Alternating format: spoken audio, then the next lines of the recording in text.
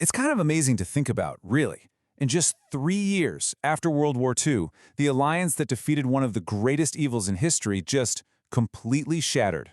So today, we're going to dig into how the United States and the Soviet Union went from celebrating together to becoming bitter enemies, setting the stage for the next 50 years of global conflict.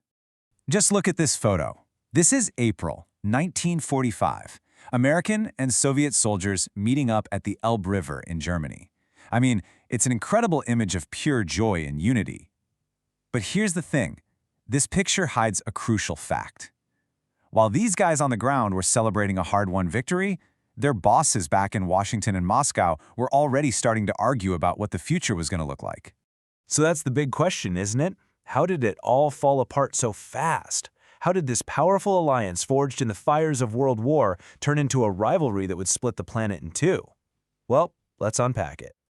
The story really starts not with a conflict, but with nothing, a void. When Nazi Germany surrendered unconditionally, it didn't just end a war. It erased an entire state, leaving this giant hole right in the center of Europe. This is what we call a power vacuum. Think about it. Because the surrender was unconditional, every single German political and military institution just vanished overnight. There was no government left to deal with, and that vacuum had to be filled. The only ones who could do it? The two massive armies that had just met at the Elbe. And as American and Soviet troops settled into their occupation zones, they didn't just fill that space. Oh no, they started to rebuild Europe. But each one was building it in their own completely different image. And almost immediately, Europe began to split right down the middle. In the West, you had nations rebuilding with parliaments, capitalist economies, all heavily influenced by the US and Britain. But in the East, you had countries adopting the Soviet way of doing things, all under the shadow of the Red Army. The dividing line was literally just where the armies had stopped. Now, for the Soviet leader Joseph Stalin, this wasn't just about ideology. For him, it was about pure survival.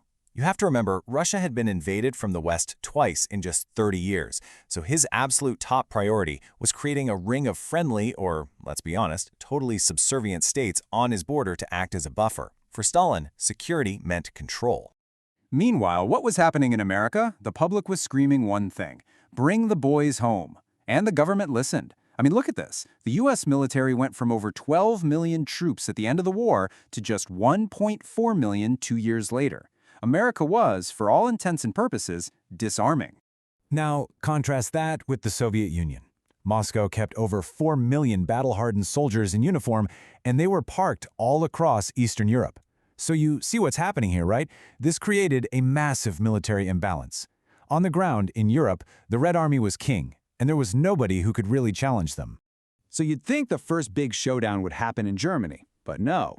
The first real post-war confrontations actually flared up on the edges, along the southern rim of Eurasia, in a region that had historically been the playground of the British Empire. Suddenly, you had all these fires starting at once. Up in Iran, the Soviets were backing a separatist movement. They were putting intense pressure on Turkey to give them control of the Straits, the only way for their navy to get to the Mediterranean. And in Greece, a nasty civil war was raging between the government, which was backed by Britain, and communist rebels.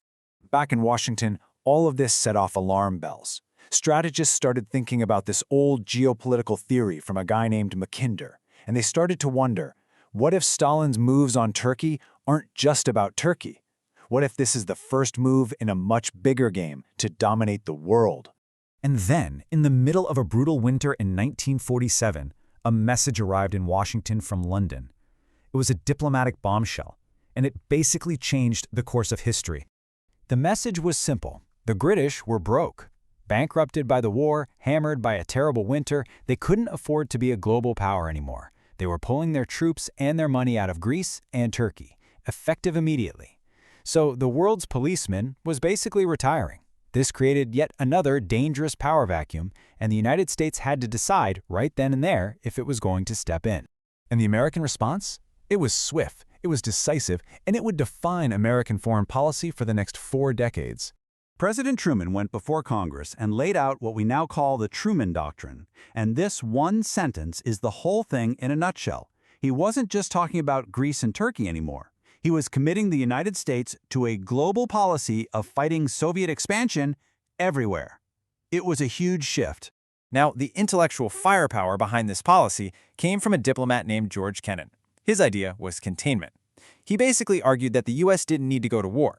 Instead, it just needed to apply firm and patient counterpressure, using politics, money, and influence to contain the Soviets wherever they tried to expand. So, with this new doctrine in place, what was the first weapon of choice for containment? It wasn't guns or tanks. It was money. Cold, hard cash. Secretary of State George Marshall came up with this brilliant plan to offer huge amounts of money to rebuild Europe's ruined economies.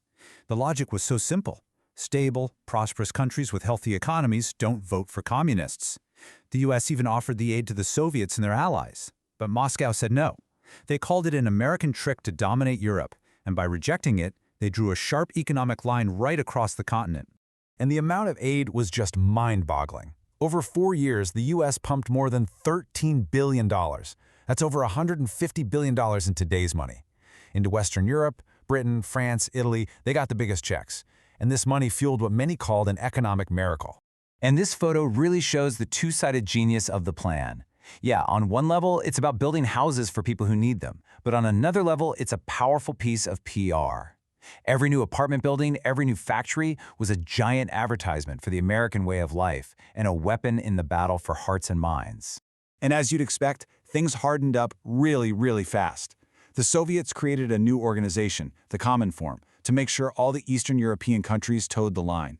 Then, in early 1948, a communist coup in Czechoslovakia snuffed out the last democracy in the Eastern Bloc. That was a huge shock. A month later, the West responded by signing their first post-war military alliance.